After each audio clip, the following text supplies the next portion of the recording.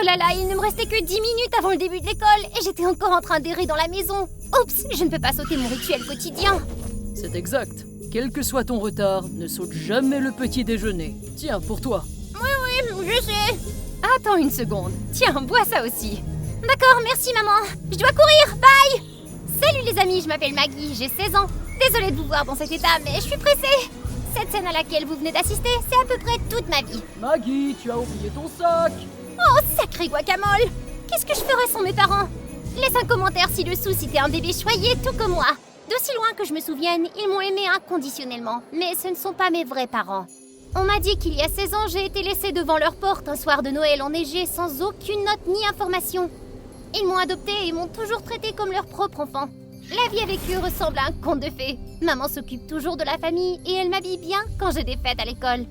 Et papa, il trouve toujours de nouveaux jeux et des activités amusantes à faire avec moi. Nous vivons ensemble dans le bonheur le plus total, mais mes parents m'ont toujours dit de ne pas parler de notre famille aux autres. Pourquoi? Parce que les autres familles ne peuvent pas faire ce que nous faisons? Eh bien non. En fait, toutes les familles peuvent le faire, chérie. C'est juste qu'il ne faut pas, trop se montrer. Tu comprends? Mais j'étais tellement fière et excitée que j'ai totalement oublié ce qu'il m'avait dit. J'ai continué à me vanter tous les jours de l'amusement de ma maison et... ouais, les résultats n'étaient pas terribles. Ce matin, mon père faisait de la pâtisserie pour moi, mais il a glissé et tout est tombé par terre. Oh. Mon père fait de la pâtisserie sans même utiliser ses mains. Il fait genre ça, puis boum. Tada! Un gâteau parfait. Ils pensaient tous que j'étais une espèce de cinglée avec la tête dans les nuages. Et donc, je me suis retrouvée sans amis. Le soir du bal de promo est arrivé et je ne voulais pas y aller, mais mes parents m'ont poussée. La pire erreur. Tout le monde a chuchoté que ma tenue était bizarre. Je suis presque sûre qu'ils n'ont aucun sens de la mode parce que cette robe... ouais, ils l'ont choisie pour moi. J'ai fait semblant de ne pas m'en soucier et quand personne n'y a prêté attention, je me suis éclipsée. Mais je suis pas allée bien loin avant que les fauteurs de troubles me rattrapent. Bien, si c'est pas notre petite amie Maggie. Qu'est-ce que tu fais à te promener seule, hein? Cette tenue est pourtant, étonnante. Oh, le bal de promo est ennuyeux, mais rentrer à la maison le serait encore plus. Allez, rejoins notre fête privée. Les gens bizarres, je veux dire, les gens spéciaux comme toi sont totalement faits pour ce genre de fête. Tu vas t'éclater, crois-moi. Puis ils m'ont attrapée, m'entraînant avec eux. J'ai essayé de m'échapper, mais c'était inutile. Au moment où ils allaient me pousser dans la voiture, une voix a crié. Laisse-la partir. Soudain, un type a sauté d'un arbre, atterrissant directement sur la voiture et a donné à ces brutes la raclée de leur vie. Ils se sont enfuis en courant, terrorisés. Il m'a demandé si j'allais bien et m'a proposé de me raccompagner. Nous avons parlé et j'ai appris qu'il s'appelait Vincent. Merci, mais qu'est-ce que tu faisais percher dans cet arbre? Oh, j'étais juste en train d'observer. C'est un de mes passe-temps en fait. Ça m'aide à faire le vide. C'est rigolo. J'ai amené Vincent à l'intérieur pour le présenter à mes parents, mais pour une raison quelconque, leurs visages sont devenus pâles. J'ai l'impression qu'on s'est déjà rencontrés, non? Oh, vous me confondez probablement avec quelqu'un d'autre. Ou peut-être que vous m'avez vu sur ces pages de fans de beaux mecs. Peut-être, oui. Voudriez-vous du thé? Du thé? Une tasse de thé? Oh mon Dieu, je suis si maladroite. Laissez-moi vous en faire une nouvelle. Après le départ de Vincent, mes parents m'ont tout de suite dit que quelque chose n'allait pas chez lui et je ne devais plus le fréquenter. Mais comme il n'avait pas de raison solide, j'ai continué à envoyer des textos et à appeler Vincent tous les jours. Et pour être honnête, on s'entendait très bien, sauf pour une chose. Je pense qu'il y a quelque chose qui cloche avec tes parents. Ils n'ont pas l'air normaux. Qu'est-ce que tu veux dire pas normaux? Je n'aime pas t'entendre dire cela à leur sujet. Cette nuit-là, je n'arrivais pas à dormir. Probablement parce que j'avais trop bu de café pendant la journée. Je suis sortie discrètement de la maison pour me promener. Mais pendant que j'étais dehors, j'ai aperçu 2 silhouettes familières. Qu'est-ce qu'ils portaient? Et juste derrière eux, il y avait un groupe de personnes à l'air dur qui les poursuivaient comme si leur vie en dépendait. J'ai essayé de les suivre, mais je n'ai pas pu suivre leur vitesse. Alors j'ai couru à la maison. Et quand je suis arrivée, mes parents étaient déjà assis sur le canapé. Papa, maman, je croyais vous avoir vu dehors à l'instant. Quoi? Mais nous étions ici. Mais qu'est-ce que vous faites assis ici si tard? Oh, nous n'arrivions pas à fermer l'œil. Oui, c'est exact. Toi aussi, chérie? J'ai acquiescé et je suis montée dans ma chambre, mais j'ai remarqué que papa avait encore des feuilles dans les cheveux et que les mains de maman étaient sales. Il me mentait, c'est certain. Mais qu'est-ce qu'il cache? J'ai commencé à surveiller secrètement leurs moindres faits et gestes, mais rien ne semblait sortir de l'ordinaire. Tâches ménagères, ils allaient à l'épicerie et faisaient les courses comme d'habitude. Quant à Vincent, après que je l'ai mis à l'écart pendant un certain temps, il a fini par s'excuser et n'en a plus reparlé. Il a même commencé à me demander de sortir avec lui. J'ai dit oui, mais bien sûr, je l'ai caché de mes parents. T'es sérieusement la fille la plus innocente que j'ai jamais rencontrée. Ça me donne envie de te protéger. Innocente? Mes parents disent la même chose, mais ils me disent aussi que c'est pas une bonne chose, que ça me rend facile à piéger, tu sais. Piégé? Pourquoi faire? T'as des pouvoirs de... non, je veux dire, tu as tes forces. Alors pourquoi avoir peur de quoi que ce soit? Quel pouvoir? J'aimerais bien avoir des super pouvoirs pour de vrai. Nos rendez-vous se passaient bien, mais les secrets ne restent jamais cachés pour longtemps. Un jour, alors que je discutais joyeusement avec Vincent, j'ai soudain aperçu les silhouettes de mes parents. Mais rapidement, ils ont disparu. J'ai essayé de les retrouver quand Vincent a soudain crié. Ah! Un rat vient de passer! Mais on est dans un café, comment il pourrait y avoir un rat? Puis je les ai vus, mes parents debout dans un coin avec un sourire en coin. C'était eux! Une autre fois, nous étions en train de déguster une glace et bien sûr, je les ai aperçus à nouveau. Quelques secondes plus tard, la glace de Vincent s'est écrasée sur son visage, le laissant couvert de glace gluante. Je me suis approchée d'eux et je leur ai dit de rentrer chez eux sur le champ, tandis que Vincent avait l'air complètement confus. Tous ces coups montés, c'était tes parents, pas vrai? Ouais. Mais comment ils ont fait ça? Ils ont juste fait comme ils le font d'habitude. Je t'avais prévenu, il y a quelque chose d'anormal chez tes parents. J'ai commencé à m'agacer et j'allais partir, mais Vincent m'en a empêché. Ouais, d'accord, mes parents sont un peu étranges, mais ils m'aiment beaucoup. Il n'y a rien de mal là-dedans. Très bien, je vais être franc avec toi. J'ai enquêté et tes parents, ce sont des sorciers. Et tu pourrais en être une aussi. Bien que tes pouvoirs ne soient pas encore manifestés. Je ne sais pas trop pourquoi, mais je sais que tu es une bonne personne. C'est pourquoi tu devrais rester loin d'eux. Ils sont dangereux. As-tu perdu la tête? T'as regardé trop de films, toi. Je suis partie immédiatement, ne croyant pas que Vincent irait aussi loin qu'il avait fait. Pense-y, les gens normaux ne peuvent pas faire ce genre de choses. Tu me remercieras plus tard. Je suis rentrée chez moi, mais ces mots sont restés dans mon esprit. J'ai commencé à faire des recherches sur les sorciers en ligne, et à mon grand choc, tout correspondait à mes parents. Et moi qui pensais que notre vie de famille était comme celle de tout le monde, et que ces petits trucs qu'ils faisaient étaient des choses que n'importe qui pouvait faire. Je n'en revenais pas, je n'avais aucune idée de ce qui se passait. Ce soir-là, j'ai décidé de rester debout toute la nuit pour les espionner, mais mes yeux continuaient à se fermer contre ma volonté. Alors que j'étais sur le point de m'endormir, j'ai entendu des voix. Ils se rapprochent, et maintenant qu'ils ont brisé le sort, ils vont pouvoir entrer dans cette maison. Qu'est-ce qu'on fait? On ne peut pas laisser Maggie ici seule, mais on ne peut pas non plus la traîner dehors au milieu de la nuit. La seule option est de lui raconter la vérité, que nous sommes des sorciers. Mais si elle finit par nous craindre... J'avais l'impression que ma gorge se resserrait. J'ai essayé de rester immobile, mais soudain j'ai laissé échapper un hoquet. Ils se sont tournés. Maggie, tu... Je ne sais pas quoi dire pour l'instant. C'est insensé. Nous sommes vraiment désolés de te l'avoir caché si longtemps, chérie. Mais nous sommes en grand danger maintenant. Un groupe de chasseurs nous poursuit. Nous devons partir immédiatement. Je n'arrivais pas à croire ce que j'entendais, mais une chose était sûre. Mes parents n'avaient jamais rien fait de mal à personne. Une idée me vint soudain à l'esprit. Allez-y, je vais distraire les chasseurs. Ils n'oseront pas s'en prendre à une humaine. Mes parents ont hésité un moment, mais ont fini par accepter. Je me suis précipitée à l'extérieur et j'ai scruté les environs. Il n'y avait personne. Se pourrait-il que mes parents m'aient menti?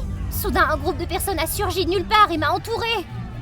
Attrapez-la, c'est la sorcière! Non, je ne suis pas une sorcière! Ils continuaient à se rapprocher, brandissant des arbalètes, prêts à attaquer.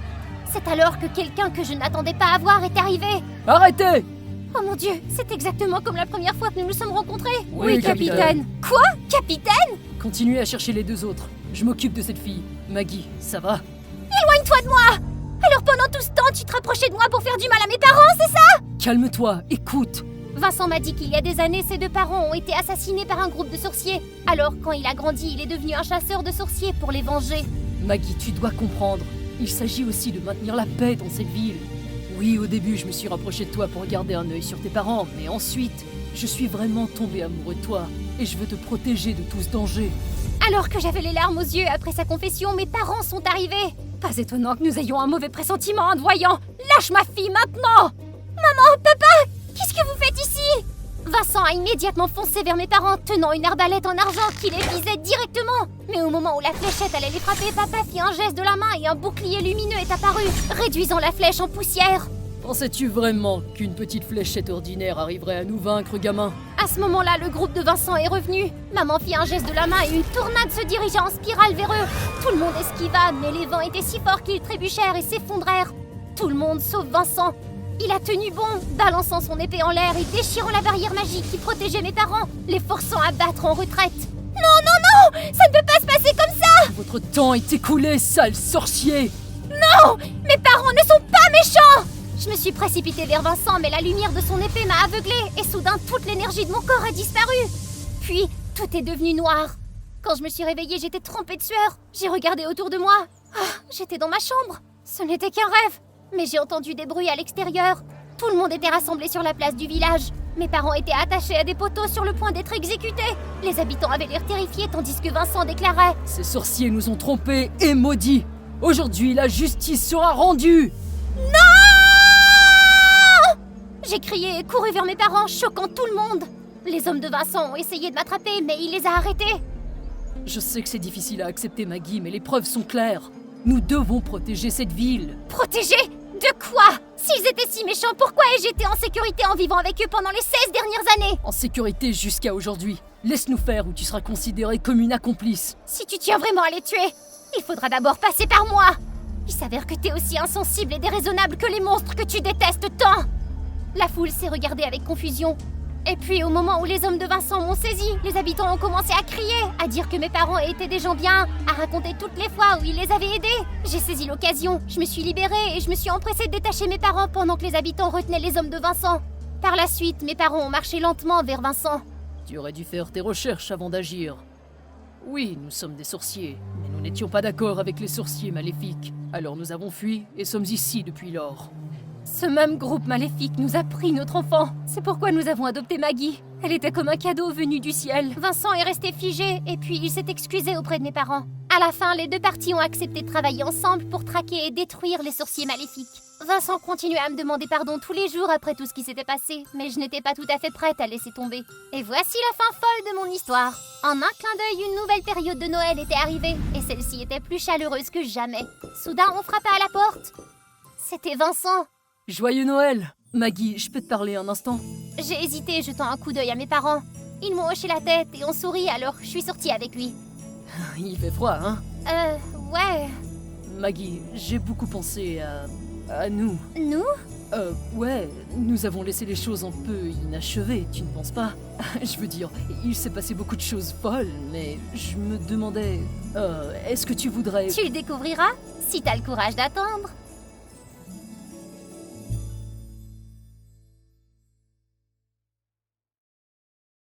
J'ai lentement ouvert les yeux et le visage ridiculement beau d'Ethan était là. Est-ce que je rêvais?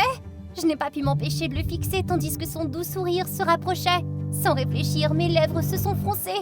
Wow, attends un peu, il y a une araignée sur ta tête. Ça m'a ramené à la réalité.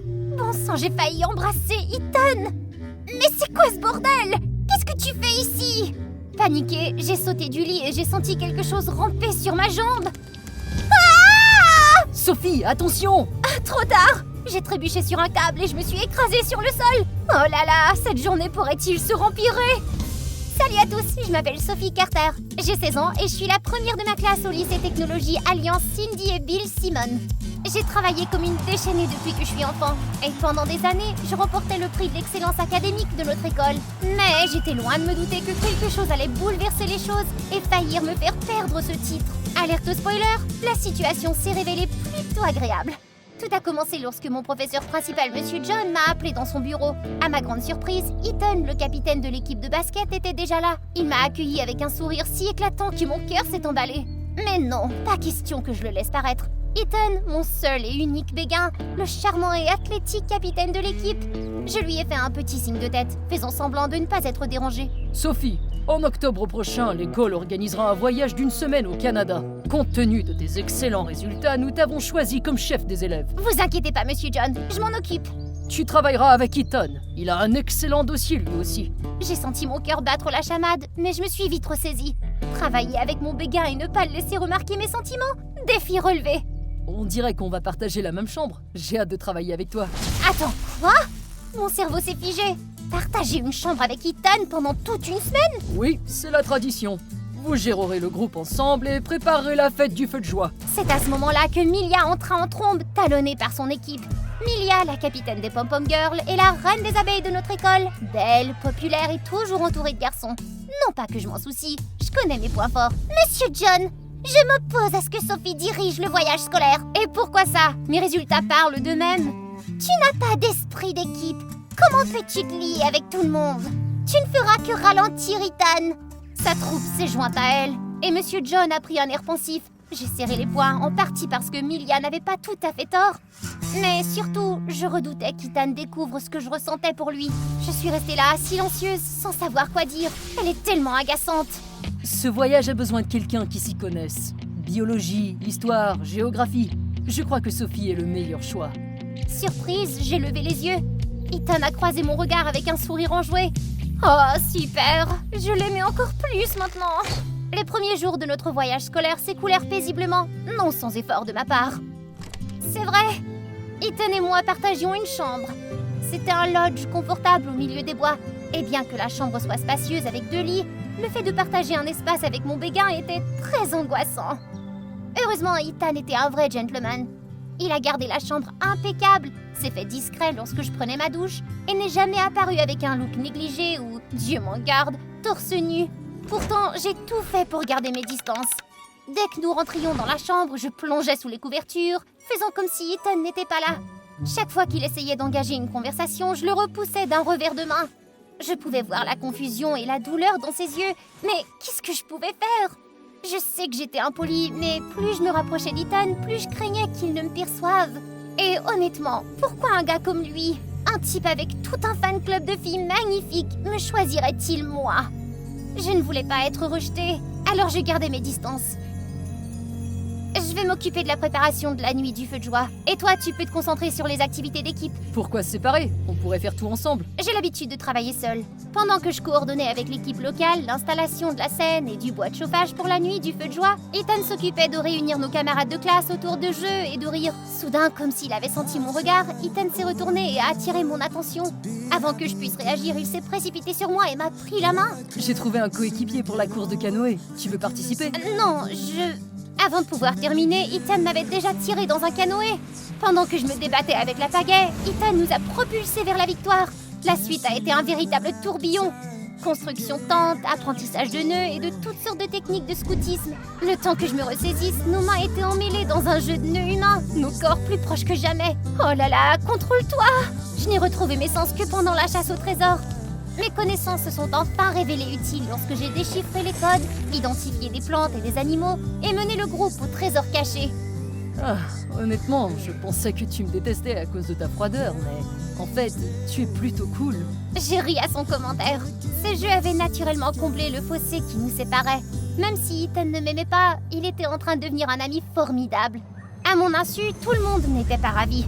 De loin, Milia s'est renfrognée, puis a esquissé un sourire malicieux. Pendant un autre jeu, les choses se sont gâtées. Tout se passait bien jusqu'à ce que mon tour arrive.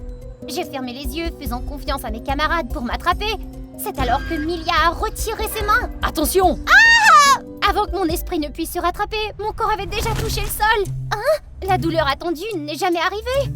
Une fois que j'ai repris mes esprits, j'ai réalisé qu'Ethan et moi étions tombés l'un sur l'autre. Et derrière nous, Milia grognait quelque chose de furieux. Mais ces mots n'ont pas été entendus. Je me suis concentrée sur Ethan et à ma grande surprise, il me regardait fixement et riait même un peu. La tension gênante s'est maintenue pendant le reste du voyage. Je me consacrais à la préparation de la soirée du feu de joie, mais je ne pouvais pas m'empêcher de jeter des coups d'œil furtifs à Ethan. Et à chaque fois, il croisait mon regard et affichait un sourire charmant. Mon cœur voulait croire que je lui plaisais, mais ma tête n'y voyait que son charme habituel. Il était comme ça avec tout le monde. Tout a changé le matin du 6e jour. Alors qu'il ne restait plus qu'1 jour de voyage, je me suis réveillée en sursaut et j'ai découvert le visage d'Ethan à quelques centimètres du mien. Est-ce que je rêvais? Si c'est le cas, je ne serais pas contre un petit baiser. Mais heureusement, cette satanée petite araignée m'a ramenée à la réalité. Pour la 2e fois de la semaine, j'ai trébuché sur un câble et j'ai volé. Mais comme avant, je n'ai pas touché le sol. Quand j'ai ouvert les yeux, j'ai trouvé Ethan qui me tenait fermement, son bras entourant fermement ma taille. Oh, je t'ai eu cette fois. Il m'a rattrapée et mon cœur s'est emballé. Mes joues brûlaient et à ma grande surprise, le visage d'Ethan était aussi tout rouge. Ses yeux s'attardèrent sur les miens, remplis de quelque chose de plus profond. Serait-ce? Le reste de la journée, nous sommes restés proches, nos mains se frôlant de temps en temps. Nous essayions de rester calmes, mais la tension était palpable. De l'autre côté de la clairière, Milia piétinait de frustration, me jetant un regard noir. Je lui lançai un regard triomphant, toujours amer de son coup d'éclat. Elle a soufflé et est partie en trombe, me lançant un sourire narquois qui m'a donné des frissons dans le dos. Oh non! La zone du feu de joie! Qu'est-ce qui est arrivé? Le cri de Monsieur John a brisé le calme dans la nuit. Nous nous sommes tous précipités hors du pavillon pour découvrir que la scène du feu de camp était complètement détruite. Les bûches soigneusement empilées, préparées depuis des jours, étaient trempées et réduites en miettes. Je suis restée là, figée, à regarder le résultat de plus de 6 jours de dur labeur réduit à néant. Sophie, explique-moi ce qui s'est passé. Tout le monde s'est retourné vers moi, les yeux remplis de suspicion. Mais qu'est-ce que je pouvais dire? Je ne savais pas ce qui s'était passé. Les choses ont empiré lorsque mes camarades de classe se sont mis à se plaindre. Je ne suis pas sûre, j'ai juste... N'essaie pas d'étouffer cette affaire. Tu as insisté à travailler seule en laissant Ethan à l'écart. Qui sait ce que quelqu'un d'aussi secret pourrait comploter? Ah, t'as des preuves que tu veux avancer? Peut-être qu'elle a engagé des entrepreneurs malhonnêtes et qu'elle ne les a pas payés. Alors ils ont saccagé l'endroit pour se venger. J'ai vu un ouvrier rôder tout à l'heure. Ses paroles ont provoqué des murmures dans la foule. Milia m'a lancé un sourire triomphant. J'ai essayé de me défendre, mais mes mots sont tombés à plat. Il était clair que ma nature isolée avait moins de poids que la popularité de Milia. Qu'est-ce que j'allais faire? Désolé Sophie. Si tu ne règles pas ce problème d'ici demain, je vais devoir te retirer ton prix d'excellence académique pour l'année. Mais tu peux demander de l'aide. Je suis sûr qu'Ethan et tes camarades de classe seraient d'accord. J'ai jeté un coup d'œil à Ethan, cherchant désespérément du soutien, mais à mon grand désarroi, il regardait Milia. Après un moment de réflexion, il a suivi sans même m'accorder un regard.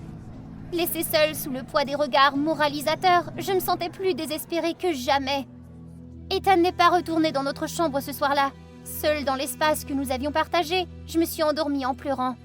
Le lendemain matin, je me suis levée tôt et je suis retournée sur la scène en ruine. Il n'y avait personne, et c'était très bien ainsi. Je me débrouillerais seule. Alors que je me débattais avec le rideau surdimensionné, Ethan est arrivé avec un groupe de camarades de classe. Besoin d'un coup de main? Non, j'y arriverai seule.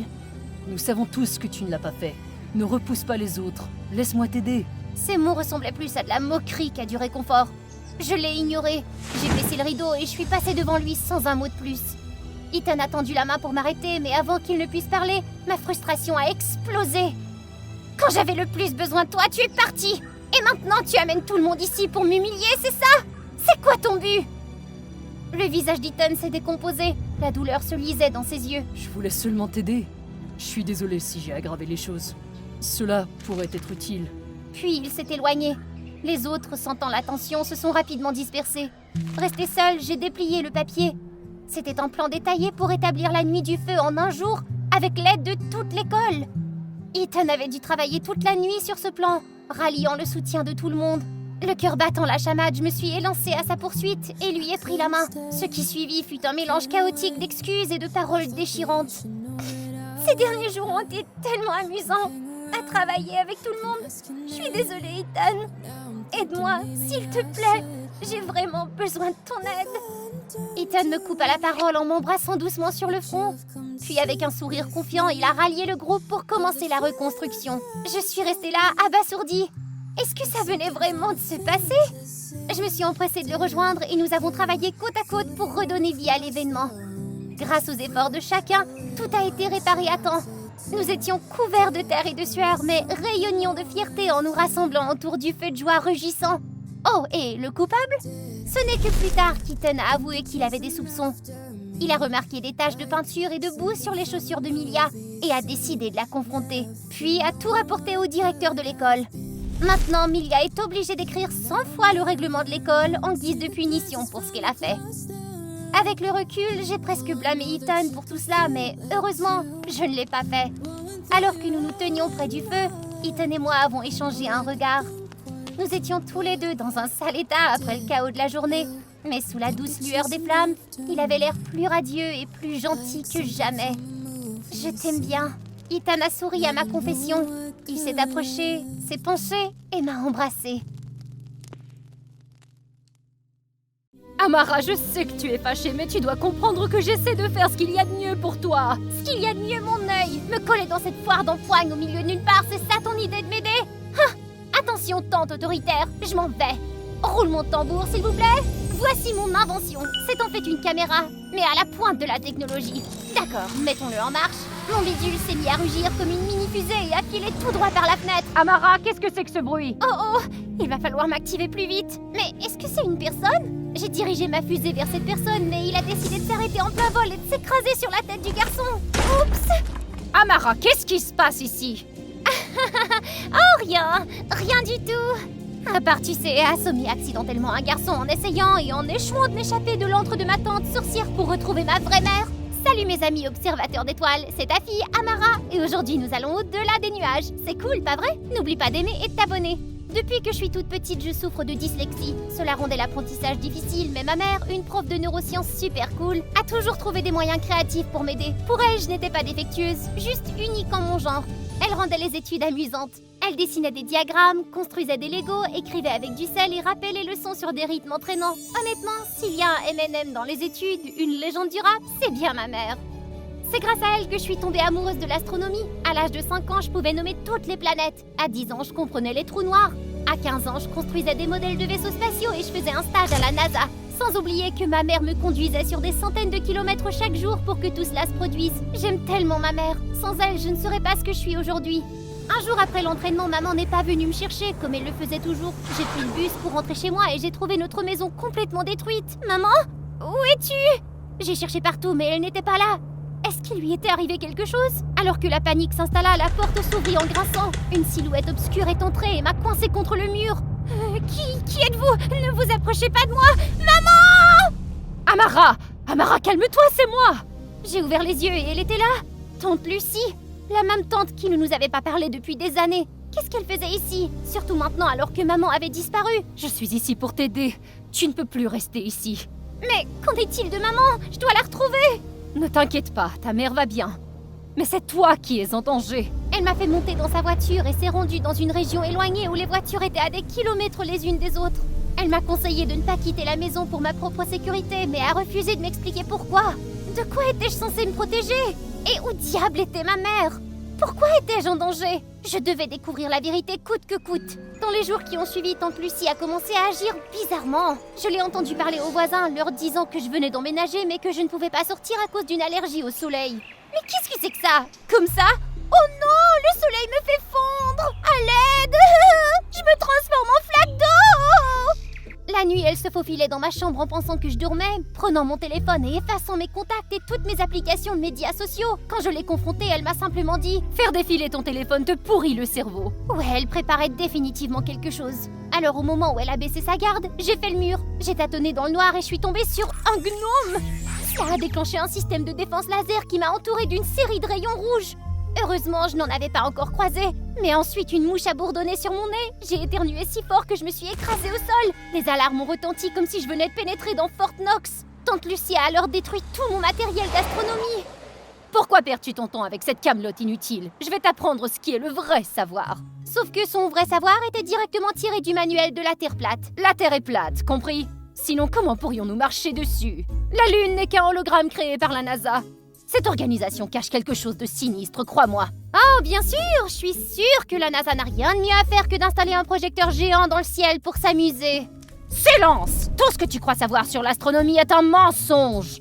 Elle se lança dans une diatribe. Les météores et les comètes sont des vaisseaux spatiaux secrets. Les trous noirs sont des portails vers d'autres dimensions. L'anneau de Saturne est faux. Oh, et apparemment une planète mystérieuse se cache quelque part à l'intérieur de la Terre. C'est bien l'asile? Ouais, pourriez-vous passer prendre ma tante dès que possible? Tante Lucie m'arracha le téléphone et le jeta par la fenêtre. Les téléphones causent aussi le cancer. C'est interdit dans cette maison à partir d'aujourd'hui. Puis elle a jeté une pile de livres bizarres et m'a ordonné de tous les lire. Ils étaient écrits dans un langage inconnu que je n'arrivais pas à déchiffrer. J'ai à peine parcouru quelques pages avant de m'évanouir sur mon bureau. Puis quand tante Lucie est venue me voir... Tu n'as même pas pu finir quelques livres. Es-tu vraiment le génie dont ta mère se vantait? Eh bien peut-être que si les livres n'étaient pas complètement faux. Des excuses, des excuses. Ça y est, j'en ai assez! J'ai sorti le lecteur de texte que maman m'avait donné pour prouver que les livres étaient absurdes, mais tante Lucie me l'a arraché des mains et l'a mise en pièces. Pourquoi as-tu fait ça? C'était un cadeau de maman!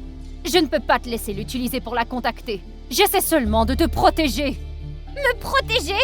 J'en ai besoin pour lire! Je suis dyslexique, tante Lucie! Oh voyons, Amara, comment pourrais-tu être dyslexique? Parce que je suis née comme ça! Mais ça n'importe pas, tu ne me croiras jamais de toute façon. Tante Lucie m'a jeté un regard plein de pitié. Je n'en pouvais plus. Je me suis précipitée dans ma chambre, j'ai claqué ma porte et je me suis enfermée. Ma mère me manquait tellement et il était hors de question que je reste dans cette prison une seconde de plus. Je devais trouver un moyen de sortir. Cette nuit-là, je n'ai pas fermé l'œil. Au lieu de cela, j'ai fouillé la maison à la recherche de matériaux pour construire mon petit bidule. Et tu sais déjà comment ça s'est terminé? Je me suis écrasée contre un type au hasard et j'ai risqué de me faire attraper par ma tante, qui a fait irruption en soupirant lourdement. Je sais que j'ai été dure avec toi, je suis désolée. À propos de ta dyslexie, Je lui ai parlé à contre-cœur de ma maladie et de la façon dont ma mère m'avait aidé à la surmonter. Cela n'a fait qu'inquiéter encore plus tante Lucie. Elle m'a promis qu'une fois que tout cela serait terminé, elle apprendrait à mieux me soutenir et me rendre ma liberté. Mais elle a oublié de mentionner quand. Puis, elle est partie en claquant la porte. Oh, c'est tellement frustrant! Aïe, mais qu'est-ce que... J'ai regardé sous mon lit et j'en ai sorti un cadre photo poussiéreux. C'était une photo de tante Lucie avec un petit enfant de 5 ans, peut-être. Elle avait l'air si heureuse sur cette photo.